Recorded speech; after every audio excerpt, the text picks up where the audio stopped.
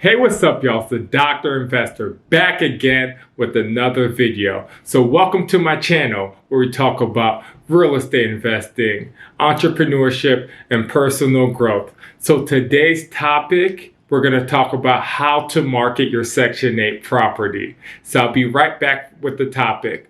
I just want to thank everybody for all the support you guys have been giving me since I started this journey. If you think anybody will benefit from this content, make sure you share this content with them. So before I get to the topic, make sure you subscribe, like, and leave a comment. I'll be right back with the topic. So now that you put forth a quality property with high quality amenities that is highly desirable, now it's time to find a high quality Section 8 tenant to fill that property. And in order to do that, you must market your property. So in this video, I'm going to tell you how to market your property. When you are marketing the property, you want to make sure you do not start marketing until you have a finished product. Because many people cannot see beyond what their eyes can. They don't have the imagination to see what the property is going to be, even if you tell them. And you want to make sure when they see the property, they have a great first impression. So make sure if you are renovating the unit that the renovation is done before you start marketing that property to prospective tenants. So now that your rental property is prepared and completely renovated, now it's time to take great pictures to showcase the quality of your rental. I'm not saying you have to hire a professional photographer in order to do this, but if you do know one that'll do it for a cheap cost, like $100 or $200, that's great.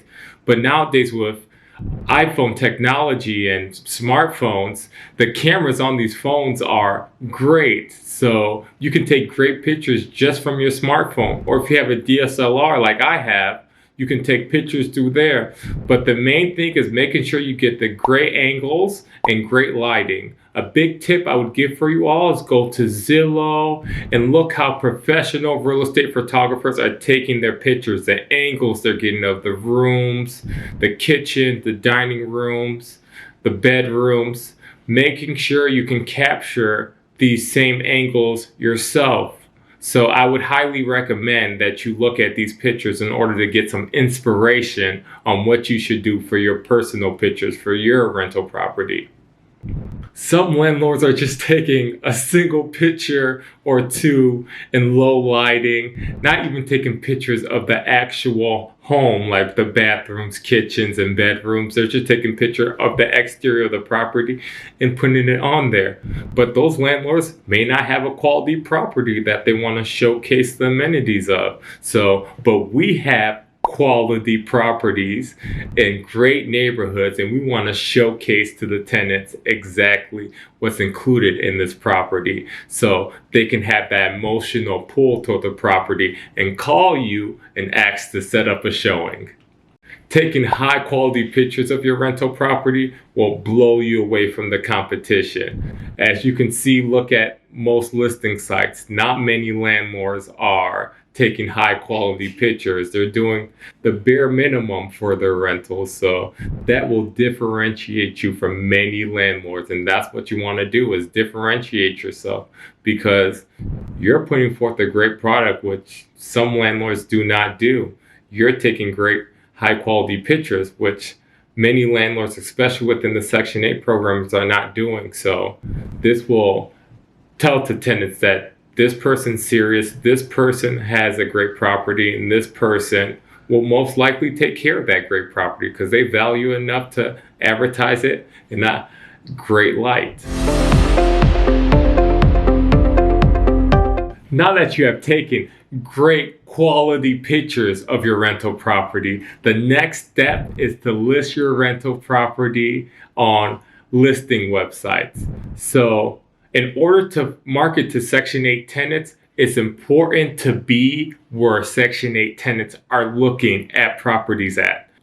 So make sure you're calling the Section 8 counselors in your specific area, because they're the ones telling tenants where to look for properties at. So you want to make sure that your property is marketed in those places that the Section 8 counselors are telling tenants to look for properties in. So in Chicago specifically, it's affordablehousing.com, but each area and city has their own specific website. So it's important you ask Section 8 counselors within that area what specific website applies to your area so you can make sure your property is listed there. The next place I would list the property is Zillow. Zillow is an aggregate, so it will be listing your property not just on Zillow.com, but also on the websites it's affiliated with. So when you list your property on Zillow, though it's not Section 8 specific, make sure you put Section 8 tenants are welcome.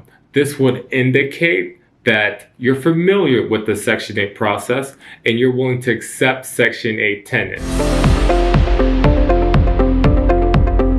Usually it's just 1 to 3 listing sites, but in your area it may be different. But the way to figure this out is ask Section 8 counselors where they are telling tenants to look for properties, because you need to be in those listings on those websites to make sure your property is marketed to these tenants.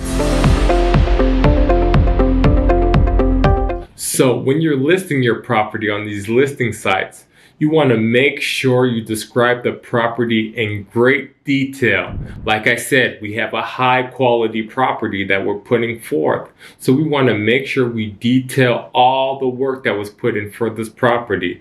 You can say new stainless steel appliances, hardwood floors, the great big bedrooms, new kitchens, new bathrooms. Whatever you did to your property, make sure you describe in detail what your property has. Also describe what exactly that neighborhood has to offer. Hopefully you're purchasing in great neighborhoods that people want to live in. So you can talk about the schools in the area, whether it be elementary, middle, or high schools. You can talk about the shops in the areas, the restaurants in the areas, any nearby gyms, anything you think a prospective tenant may be interested in that neighborhood has to offer. Make sure you mention it in your listing.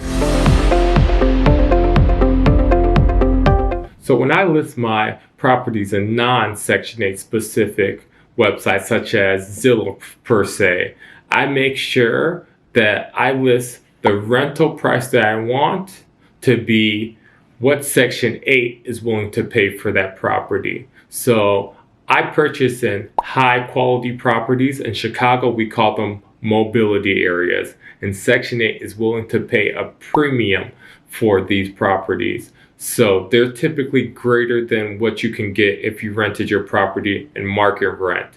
And a form of mobility area exists all across the US in the Section 8 programs. So a market rate renter may see the properties like, yes, this is a great property, but there's other great properties that are cheaper. But because I'm saying I'm willing to accept Section 8 tenants, a Section 8 tenant will say, oh, this is a great property and it's in a great neighborhood. And this landlord specifically specifies he's willing to accept Section 8 tenants. So they're going to apply to it, whereas a market renter is like, oh, I'll just go to the next house, it's a little cheaper. And as you all know, I mentioned before, landlords cannot discriminate on source of income. It's a protected class that cannot be discriminated against based on Fair Housing Act. But unfortunately, many landlords still do discriminate and will flat out not take an individual if they're on government assistance, which is not right. It cannot be done. It's against the law, but it's a law that's hard to enforce. But I make sure that prospective tenants know that I am willing to take Section 8 voucher holders. One thing you may want to consider when preparing that property is staging that property. Because renting is such an emotional process, staging that property will set you light years above many landlords and what they're doing to showcase and market their property to tenants. Like I said before, a lot of tenants can't see beyond what's in front of them. So if you're bringing forth an already finished product of what the property can be like, how it can be decorated, they can start to now see themselves in that property. The kids can now see themselves living in those bedrooms. They can see themselves taking showers in the bathroom, cooking in that kitchen, and just enjoying that house. So staging that property can do wonders for you. It's something to consider. It can be expensive, but depending on your case and how much profit you may stand to bear in your area, it may be a worthwhile investment. And one thing for sure, it will bring high quality Section 8 tenants flocking, because a lot of people will like to see your unit. So you'll have a buffet of tenants wanting to live in your property. So that's a wrap on my video on how to market your rental property to Section 8 tenants. If you like this video, make sure you smash that like button, smash that subscribe button. I'll be back soon with another video. So we smashed that goal of 200 subscribers by the end of the month of May. We actually ended with 280 subscribers. Thank you all for the support. So for the month of June, the goal is 400 subscribers. But if I know the support that I'm getting from my followers and subscribers, I know we're gonna smash that goal that we have. If you know anyone that would be interested in my content, make sure you share it with them. I'll be back again soon with another video. The Dr. Investor is out.